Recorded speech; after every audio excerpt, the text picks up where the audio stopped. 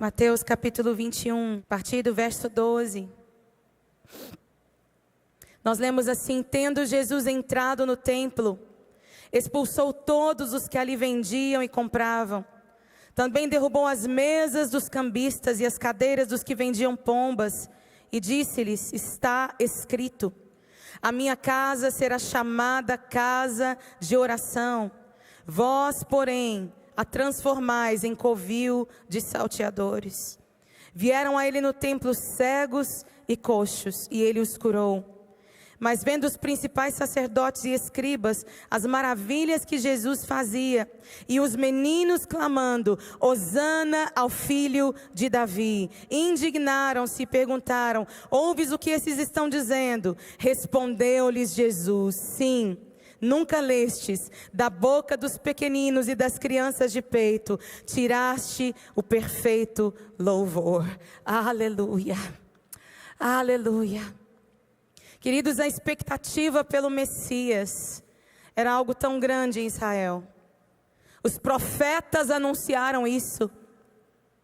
E particularmente nós vemos, e eu queria ver com você algumas palavras dos profetas a respeito de Jesus, a respeito desse rei que viria e que reinaria não apenas sobre Jerusalém, sobre Israel, mas sobre todas as nações. A expectativa.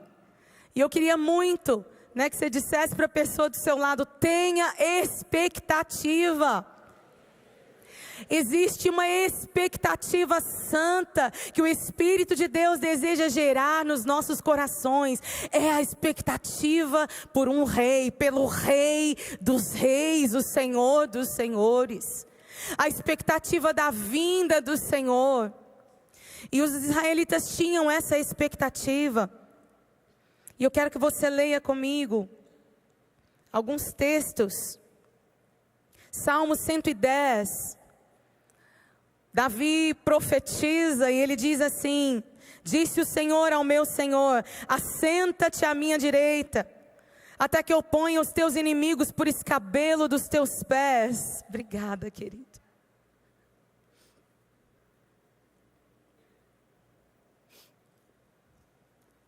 Bem melhor.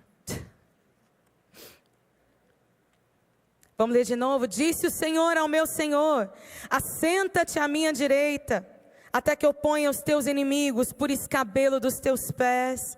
O Senhor enviará o cetro da tua fortaleza desde Sião, dizendo: domina no meio dos teus inimigos. O teu povo será muito voluntário no dia do teu poder. Nos ornamentos de santidade, desde a mare da alva, tu tens o orvalho da mocidade. Jurou o Senhor, e não se arrependerá: tu és um sacerdote eterno, segundo a ordem de Melquisedeque. O Senhor à tua direita ferirá os reis no dia da sua ira, julgará entre os gentios, tudo encherá de corpos mortos, ferirá as cabeças de muitos países. Beberá do ribeiro no caminho, por isso exaltará a cabeça. Davi profetizou sobre isso. E existe a promessa de que sobre o trono de Davi reinaria aquele que reinaria para sempre. Isaías capítulo 9, versos 6 e 7, diz assim: porque um menino nos nasceu, um filho se nos deu, e o principado estará sobre os seus ombros. E se chamará o seu nome maravilhoso, Conselheiro, Deus forte, Pai da eternidade, Príncipe da paz. Do aumento deste principado e da paz não haverá fim, sobre o trono de Davi e no seu reino, para o firmar e o fortificar com juízo e com justiça, desde agora e para sempre. O zelo do Senhor dos exércitos fará isso. Aleluia. Aleluia.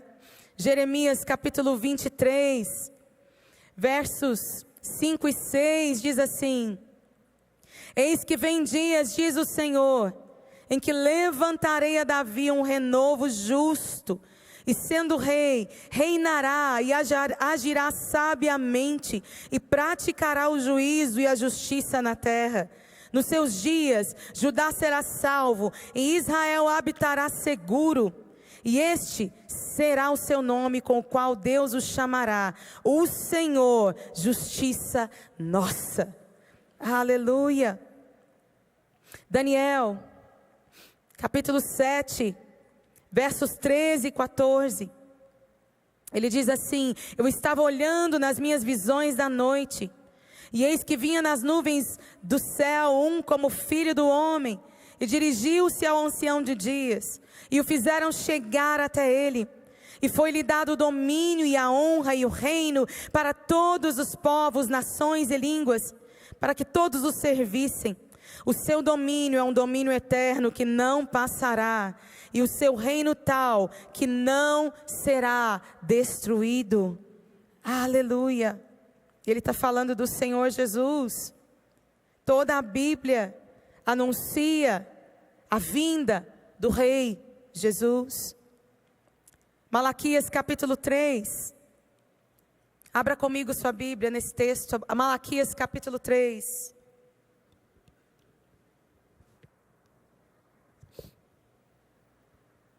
Vai dizer assim: eis que envio o meu mensageiro, que preparará o caminho diante de mim. E de repente virá ao seu templo o Senhor, a quem vós buscais, e o mensageiro da aliança, a quem vós desejais. Eis que ele vem, diz o Senhor dos exércitos. Mas quem suportará o dia da sua vinda? E quem subsistirá quando ele aparecer? Porque ele será como fogo do ourives, e como sabão dos lavandeiros. E assentar-se-á como fundidor e purificador da prata. E purificará os filhos de Levi, os refinará como ouro e como prata. Então, ao Senhor trarão ofertas de justiça. Aleluia. Por fim, queria que você abrisse comigo Zacarias. Zacarias, capítulo 9. Versos 9 e 10, diz assim: alegra-te muito, ó filha de Sião, exulta, ó filha de Jerusalém, eis que o teu rei virá a ti, justo e salvador, pobre e montado sobre um jumento, e sobre um jumentinho, filho de jumenta, e de Efraim. Destruirei os carros de Jerusalém, os cavalos e os arcos de guerra, o arco de guerra será destruído. E ele anunciará paz aos gentios, e o seu domínio se estenderá de mar a mar, desde o rio até as extremidades da terra. Aleluia! Você pode se alegrar por isso, querido. Existia uma expectativa nos judeus, a expectativa da vinda, a expectativa da manifestação do Rei, do Messias. E é interessante que Jesus, aqui nesse texto de Mateus capítulo 24, Mateus capítulo 21, ele entra em Jerusalém, montado no jumentinho, exatamente como a profecia de Zacarias está dizendo. Ele entra em Jerusalém, e logo imagina os seus discípulos ardendo em expectativa, dizendo: é agora. É agora que tudo vai acontecer. É agora que Roma vai para o brejo. É agora que as coisas vão se cumprir. Finalmente. Finalmente é agora que Deus vai restaurar o reino a Israel. É nessa hora. As pessoas se mobilizaram, as multidões estavam ali, com palmas estendidas nas suas mãos, dizendo: Hosana, Hosana, Hosana ao que vem em nome do Senhor, Hosana ao que vem em nome do Senhor. E um grande clamor se ouviu em Jerusalém. A voz das pessoas que estavam ali, era Páscoa, os peregrinos, as pessoas que estavam ali, que ouviram falar de Jesus, que tinham grande expectativa. Será que é esse o filho de Davi, que vai reinar sobre toda a terra, que vai reinar sobre Jerusalém? Eu imagino o coração daquelas pessoas deveria estar assim, em polvorosa. É agora que a coisa vai romper, agora que Roma vai ser arrancada, vai cair fogo dos céus, ele vai consumir os carros de guerra. É agora que isso vai acontecer. E Jesus entra em Jerusalém, é aclamado pelos israelitas, é aclamado pela multidão que estava ali. E ele vai em direção ao templo. Ele não vai tirar os romanos do seu lugar, mas ele entra no templo. E ele entra no templo e ele faz uma coisa impensável, que talvez eu e você teríamos muita vergonha daquilo que Jesus fez. Gente, eu imagino a cara dos discípulos naquele momento.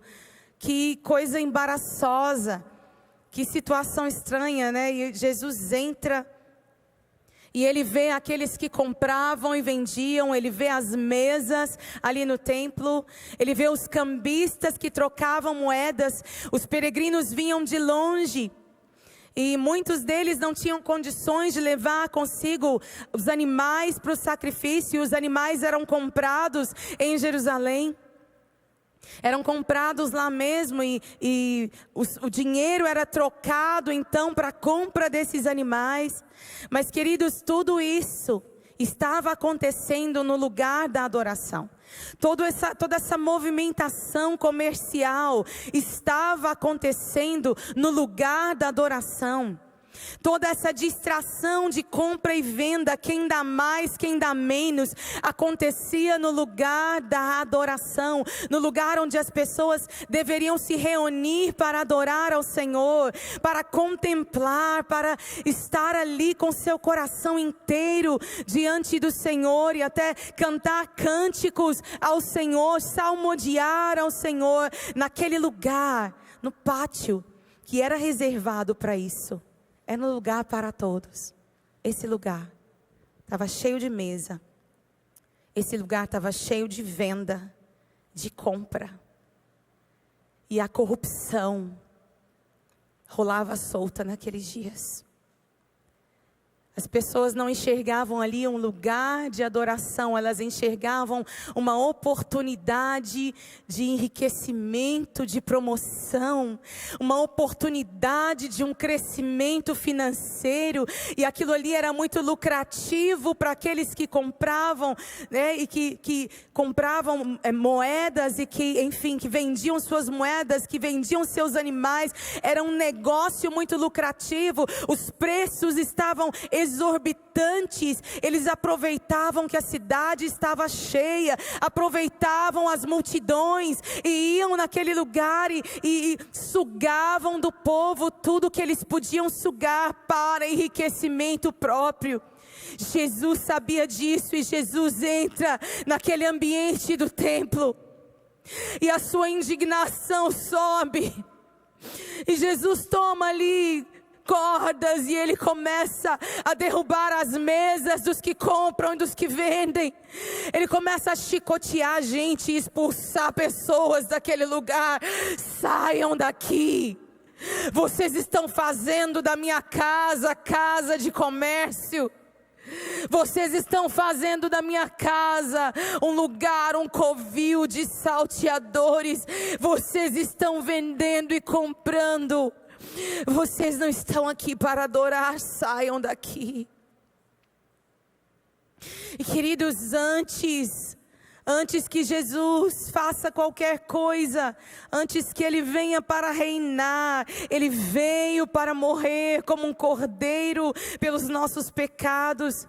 Ele estava interessado não apenas em cumprir a profecia bíblica, mas em que o coração do seu povo fosse totalmente dele, totalmente entregue. E aqueles que, no lugar onde ele deveria ser recebido, no lugar onde ele deveria ser aclamado, As pessoas estavam completamente distraídas.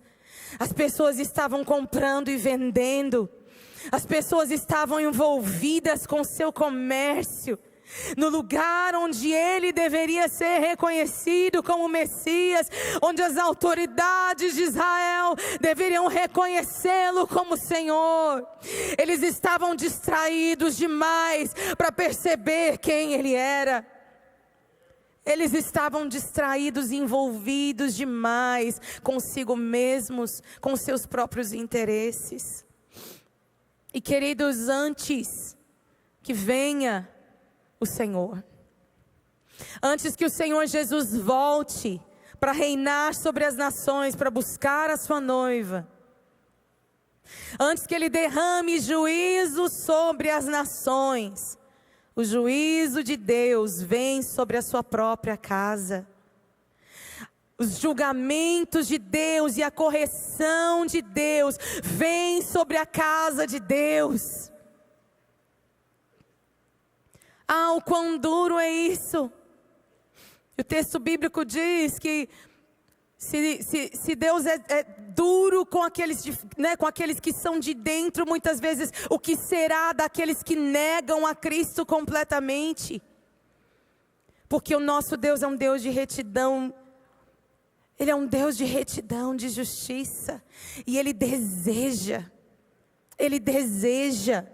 o nosso coração. João 2,7 vai contar um episódio da entrada de Jesus no templo. E os discípulos vão dizer que se lembraram do texto profético que diz que o zelo da sua casa o consumirá. O zelo da casa do Senhor o consumirá. Nosso Deus é um Deus zeloso. Nosso Deus é um Deus zeloso. Jesus é zeloso para com a sua igreja, para com a sua noiva. E antes que Ele venha, Ele vai nos corrigir. Muitas vezes nós, nos nossos dias, nós vemos um panorama tão parecido com o panorama dos dias de Jesus, onde nós somos tão distraídos e vamos à igreja muitas vezes como quem entra num supermercado para fazer compra. E selecionamos lá no YouTube aquilo que a gente quer, aquilo que nós gostamos de ouvir, a mensagem que nos apraz. Muitas vezes as mensagens que saem dos grandes púlpitos são mensagens sobre o homem, para a satisfação do homem.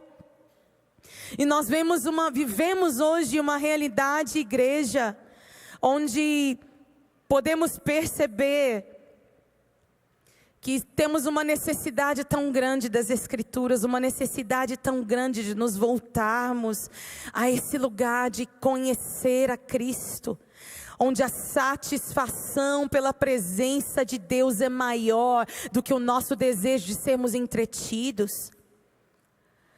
Nós temos andado o Brasil e muitas vezes vemos pastores que têm como alvo das suas vidas ter uma igreja numerosa por ter uma igreja numerosa. Os números são bons, mas os números não significam avivamento. Ter qualidade, ter tecnologia, ter um telão de LED, ter um bom aparelho de som, ter boas coisas, e tudo isso é muito bom, e toda a prosperidade que temos visto na igreja brasileira, isto é bom, mas eu vou te dizer que se a nossa prosperidade, se a nossa tecnologia não servir à unção de Deus, tudo isso está sendo meramente uma pedra de tropeço para a igreja, para que a igreja não perceba a presença e não honre a presença de Jesus. Queridos, estes são tempos em que eu acredito que o Espírito Santo de Deus está querendo virar mesas e está virando algumas mesas. E está trazendo, expondo os nossos pecados, não para nos envergonhar, mas para gerar em nós um arrependimento real. E quando eu digo em nós, querido, é em nós. nós não apontamos o dedo e citamos nomes, porque a igreja brasileira precisa de arrependimento. Nós precisamos de arrependimento, precisamos retornar ao Senhor. Precisamos voltar para o foco da adoração. Precisamos nos voltar os nossos olhos para Jesus, o autor e consumador da nossa fé. Precisamos que Jesus seja o centro da adoração. O nosso Deus tem ciúmes de nós. Eu queria que você abrisse a sua Bíblia comigo em Tiago. Livro de Tiago, capítulo 4, a partir do verso 4, ele diz assim: adúlteros e adúlteras, não sabeis vós que a amizade do mundo é inimizade contra Deus? Portanto, qualquer que quiser ser amigo do mundo, constitui-se inimigo de Deus. Ou cuidais vós que em vão diz a Escritura, o Espírito que em nós habita tem ciúmes. Antes, Ele dá maior graça. Portanto diz, Deus resiste aos soberbos, mas dá graça aos humildes. Sujeitai-vos, pois, a Deus, resisti ao diabo, e ele fugirá de vós. Chegai-vos a Deus, e Ele se chegará a vós. Limpai as mãos, pecadores, e vós de duplo ânimo, purificai os corações, senti as vossas misérias, e lamentai e chorai. Converta-se o vosso riso em pranto, e o vosso gozo em tristeza. Humilhai-vos perante o Senhor, e Ele vos exaltará. Queridos, ele é uma palavra dura, e ele diz adúlteros e adúlteras. E na Bíblia o adultério, ele tem essa conotação de trocar o Senhor por outras coisas. De trocar Jesus por outros deuses, outros senhores do nosso coração, outros alvos que concorrem com o amor de Deus em nós. Concorrentes do amor. Amantes. E ele diz, adúlteros e adúlteras, vocês não sabem que a amizade com o mundo é inimizade contra Deus? E gente, quantas vezes a gente tem a sedução de querer ficar bem na fita com o mundo, de querer que o mundo fale bem de nós, nos reconheça, de querer que o mundo nos ache bonitinhos, legaizinhos. Olha, queridos, a grande verdade é que a mensagem do Evangelho sempre será uma mensagem confrontadora para o mundo perdido. A mensagem do Evangelho é sim uma mensagem de salvação, de redenção. É uma mensagem maravilhosa, é uma boa notícia. Mas para aqueles que não amam ao Senhor, que não querem Deus, que não temem a Deus no seu coração, será sempre uma mensagem ofensiva. Ofensiva. Ofende. O seu estilo de vida vai ofender alguém. A sua devoção a Jesus vai ofender alguém. E isso pode começar dentro da sua casa, muitas vezes. Eu me lembro quando eu era bem pequena. O meu pai não era cristão. E a minha mãe ia à igreja comigo. Eu era menor de casa. E os meus irmãos tocavam, minhas irmãs e meu irmão tocavam em grupos de louvor da igreja. Nós éramos de uma igreja em Belo Horizonte, no bairro da Floresta. E eu lembro de presenciar a chegada dos meus irmãos, dos ensaios, da igreja, dos cultos da igreja. Eu lembro de ver meu pai chicoteando meu irmão da porta de casa, da entrada de casa até o quarto dele. Eu era pequena e eu tenho essas cenas gravadas na minha cabeça. E naquela época não era uma época que os católicos dialogavam com os crentes. A gente saía para ir para a igreja com a Bíblia preta debaixo do braço, né? A saudosa Bíblia preta. Hoje a gente tem um monte de modelos aí. Mas eu lembro que a gente saía com a Bíblia preta debaixo do braço. E os vizinhos olhavam para a gente, fuzilando a gente com os olhos, porque ser crente era como se fosse uma vergonha. Isso era década de 80.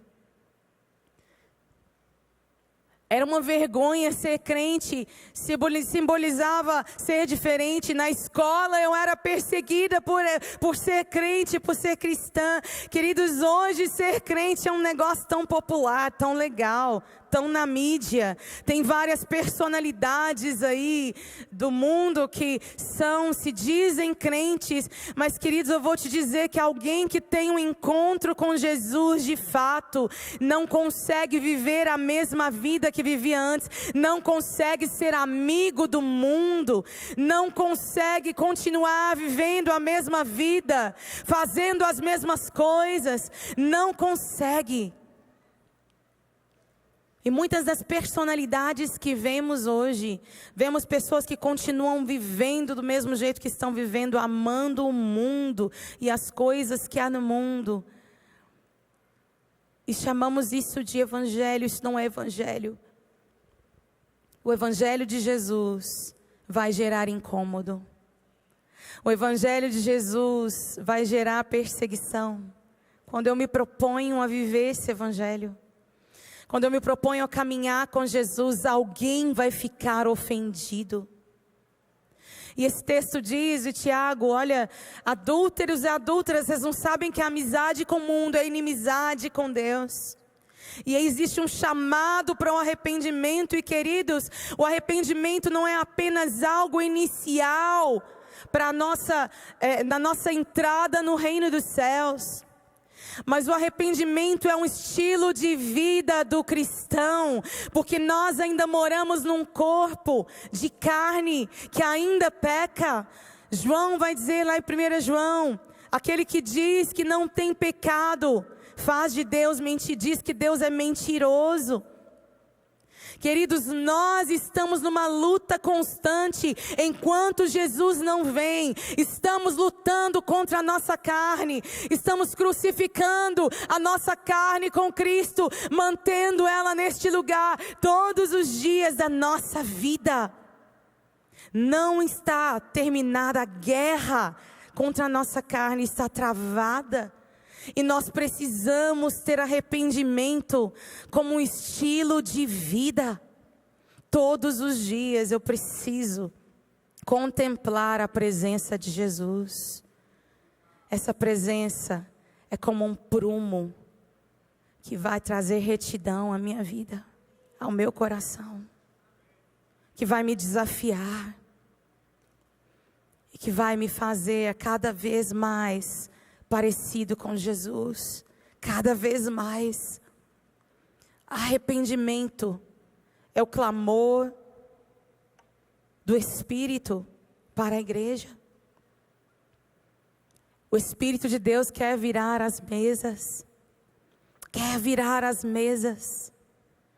tirar as nossas distrações. Estamos sendo roubados, a nossa atenção está sendo roubada por muitas coisas que deveriam cooperar com a unção de Deus, mas que têm sido concorrentes.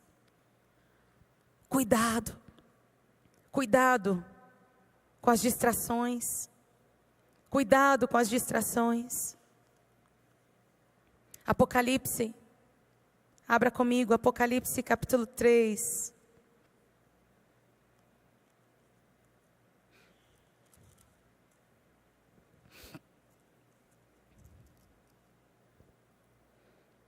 Tem duas igrejas aqui que eu gostaria de citar.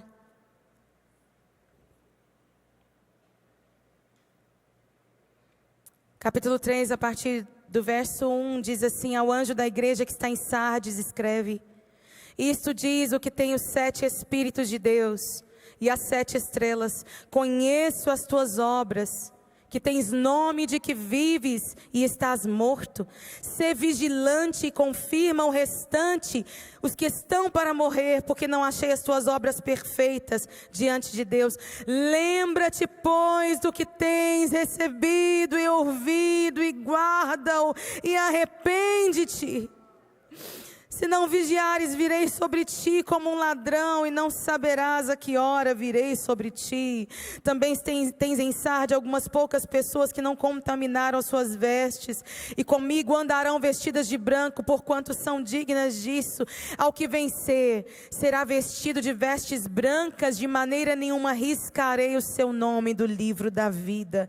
Confessarei o seu nome diante de meu Pai e diante de seus anjos. Quem tem ouvidos, ouça o que o Espírito diz às igrejas. Queridos, para fazer uma história longa, curta, Sardes era uma igreja numa cidade. A cidade de Sardes foi antes uma cidade muito próspera, uma cidade de uma história muito nobre, mas aquela cidade foi invadida pelo Império Romano 2 vezes.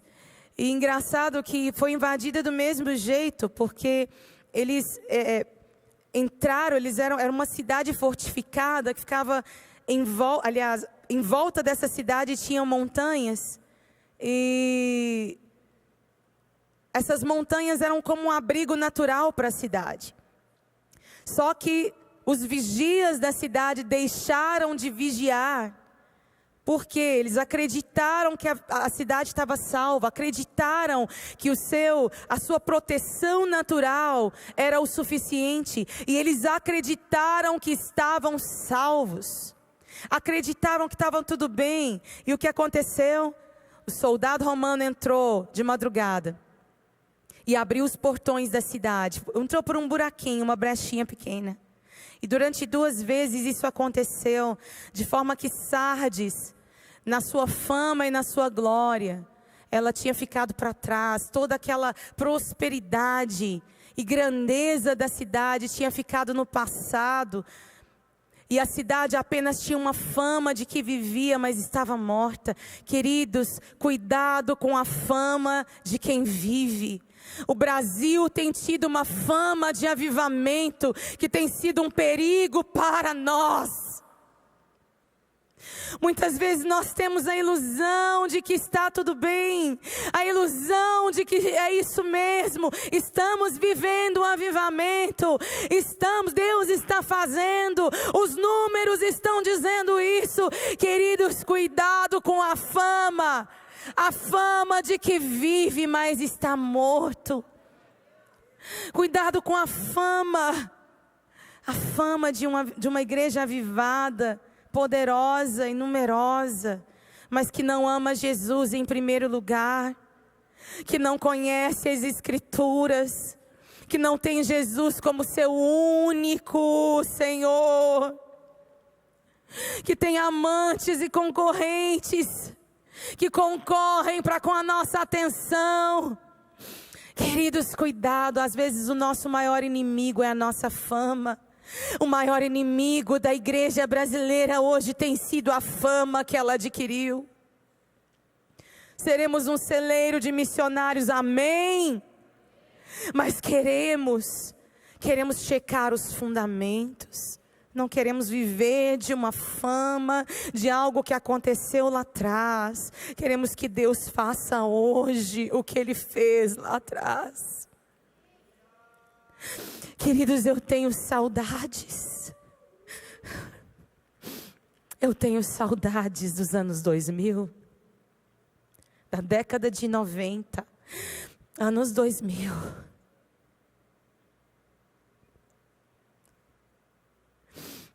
E vez ou outra o Senhor me traz a memória do visitar de Deus daqueles anos, da intensidade da presença do Senhor naqueles anos. Não existia telão de LED, não tinha luzes, a gente não tinha som direito. A gente só tinha a presença de Jesus e uns aos outros. A gente não tinha grandes números. A gente não tinha disco gravado. Mas a presença de Jesus, o calor da presença de Deus, o calor da presença de Jesus, pessoas envolvidas com a glória, pessoas sendo inflamadas por uma paixão por Jesus, que as impedia de olhar sequer quem estava ministrando. Ninguém estava interessado em saber quem estava cantando, quem ia cantar tal música, quem iria pregar. Hoje nós temos uma cultura de celebridades no nosso meio. Queridos, nós precisamos nos levantar em Deus. Nós precisamos denunciar os nossos amantes diante de Deus. Precisamos dar nome aos nossos amantes. O dinheiro, a fama, a sede por projeção, por sermos vistos, por sermos reconhecidos. Precisamos denunciar diante de Deus e deixar o Espírito Santo virar as mesas. E que Jesus seja realmente entronizado no lugar que pertence a Ele. E sabe o que acontece quando isso acontece? Quando Jesus virou as mesas.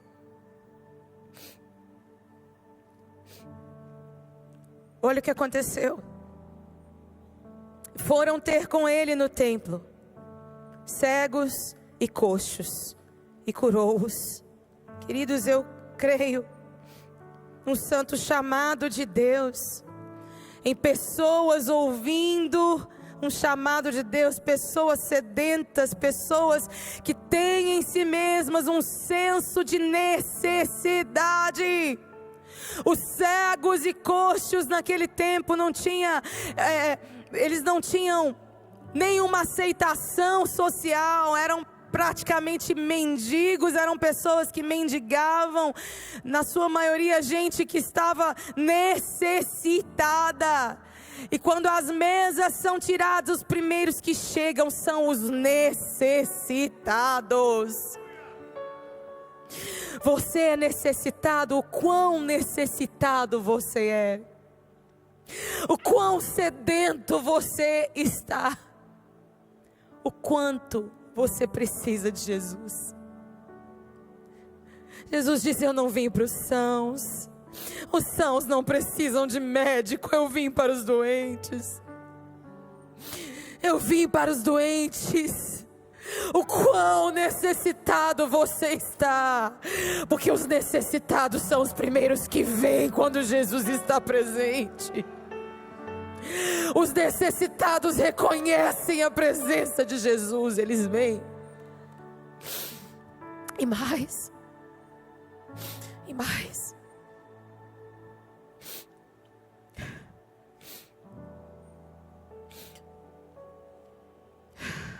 E os meninos, crianças, começaram a clamar dentro do templo: Hosana, filho de Davi. Hosana, filho de Davi. Gente, Deus não precisa de gente grande, Deus não precisa de nomes, Deus não precisa do nosso prestígio, Deus não precisa daquilo que nós pensamos que somos. Deus sempre usou e sempre vai usar as coisas loucas deste mundo. Deus vai usar as coisas que não são para reduzir a nada as que são. Os pequeninos sempre serão usados pelo Senhor. E da boca dos pequeninos vem um perfeito louvor. Hosana ao que vem em nome do Senhor. Hosana ao que vem em nome do Senhor. Hosana ao que vem em nome do Senhor. Deus quer suscitar um clamor na boca dos seus pequeninos nesses dias. Um clamor na boca dos seus pequenos neste dia. Você é um pequeno de Jesus. Deus quer suscitar um clamor de uma santa insatisfação. Hosana significa salva-nos. Salva-nos, Senhor. Querido, se ajunte às nossas lágrimas nesses dias. Agregue as nossas lágrimas nesses dias, queridos.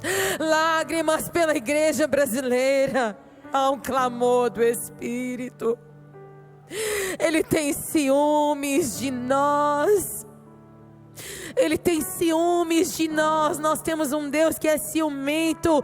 Ele não quer repartir a sua glória com outros. Ele não quer nos repartir com amantes.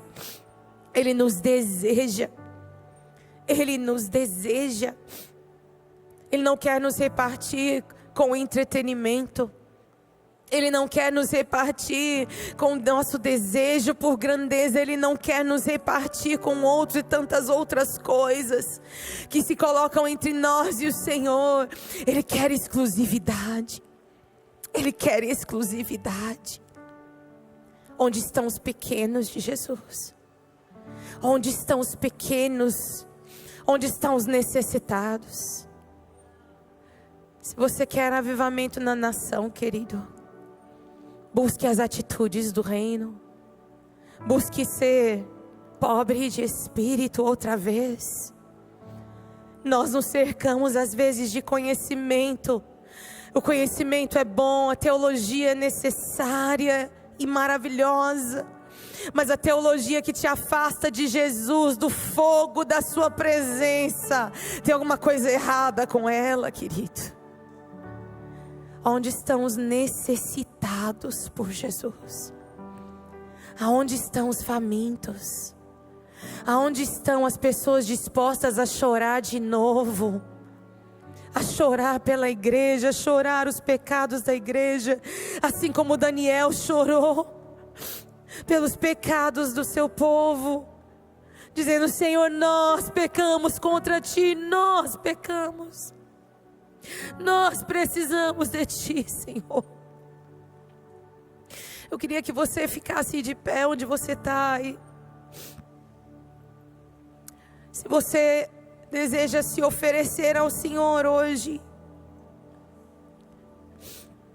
como um desses pequenos e necessitados, se o seu coração queima por isso também, sai do seu lugar, venha para frente.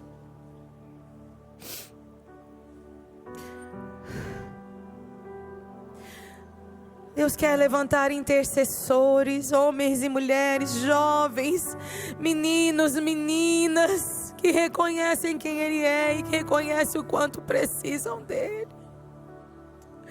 O quanto precisam dEle. Nós não estaríamos aqui, eu não estaria de pé nessa plataforma se não fosse por Jesus.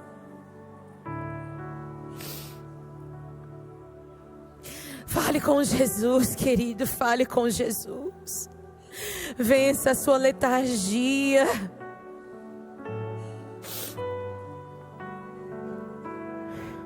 Vença a sua letargia, vença. Vença a mesmice espiritual, a acomodação espiritual que te impede de avançar. Queremos atrair os jovens para a igreja. Vamos colocar um telão de LED. Ah, queridos, é tempo da gente jejuar e orar e clamar pela presença. Eu não tenho nada contra os telões, gente. Eu não tenho nada contra a tecnologia. O que eu tenho contra é aquilo que se torna um alvo e que concorre com a presença, nos rouba. Deixa Jesus virar as mesas do seu coração. O que é que tem roubado você? O que é que tem tirado você desse lugar? Quais são os concorrentes? Deixa Jesus virar essas mesas. A correção começa pela casa. É aqui em casa que a coisa começa. Pai, tem misericórdia de nós, Senhor, como igreja. Clamamos a Ti, Senhor, por um conserto. Clamamos a Ti, Senhor, leva-nos ao arrependimento, Senhor. Pela Tua bondade, Deus, leva-nos ao arrependimento, leva-nos às lágrimas outra vez, Deus, leva-nos ao coração contrito outra vez. Leva-nos, Senhor. Pai, tem misericórdia de nós, Senhor. Restaura o nosso amor, Jesus, restaura o nosso amor por Ti. Restaura o desejo, a fome, a sede pela Tua palavra, pela Tua presença, Deus. Restaura, Espírito de Deus, move neste lugar, nessa tarde.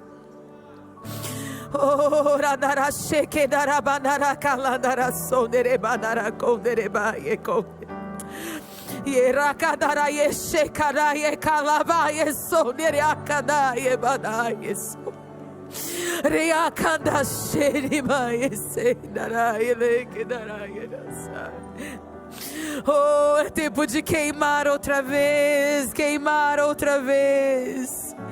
e deixar Jesus queimar a palha.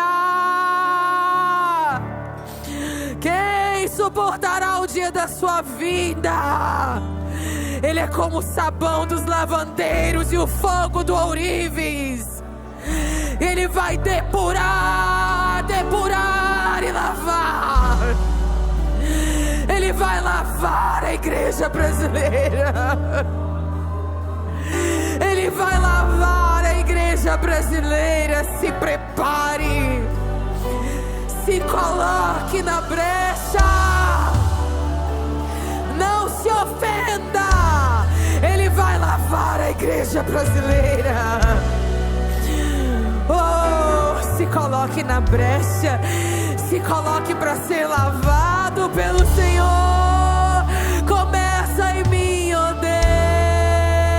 Deus. Começa em mim, Senhor. Tem misericórdia de nós, ó Pai. Tem misericórdia de nós, ó Deus. Lava-nos, Senhor. Lava-nos, ó Deus. Tem compaixão de mim, pecador. Oh, perdoa-nos, purifica-nos. Move-nos com Teu Espírito. Outra vez. Oh, ai, ai, ai, ai, ai, ai, ai, ai, ai, ai, ai, ai, ai. Ai, ai, ai, ai, ai, ai, ai, ai, sei, ai, ai, ai, ai, que darai, ai, sai, ai, dava. Oh, ai, ai, ai, ai, ai, ai, ai, ai, que doe.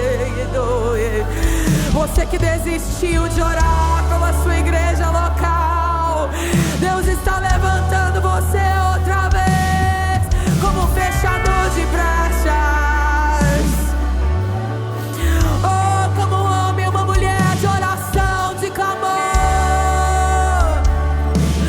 intercessor pela sua igreja. Ah, não adianta orar, eles são assim mesmo. Volta pro lugar da oração. Volta a clamar e a chorar e a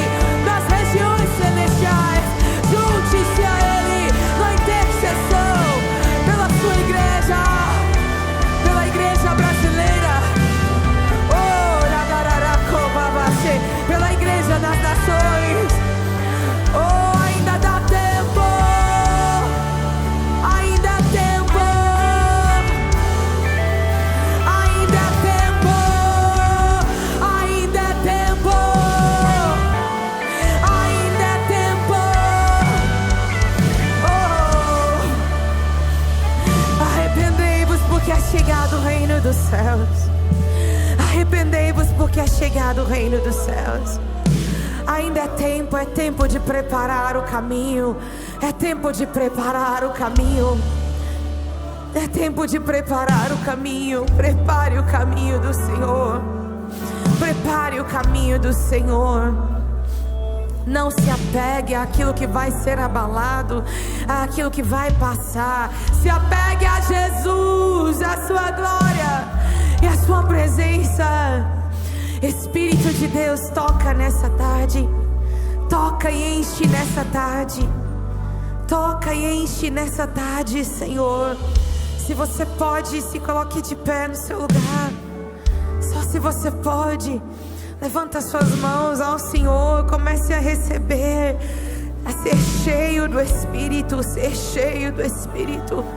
Se encha do Espírito. Se encha do Espírito. Se encha do Espírito Santo. Se encha do Espírito Santo. Se encha do Espírito. Seja cheio. Seja cheio. Seja cheio. Seja cheia. Outra vez, seja cheio. Seja cheio. Seja cheio.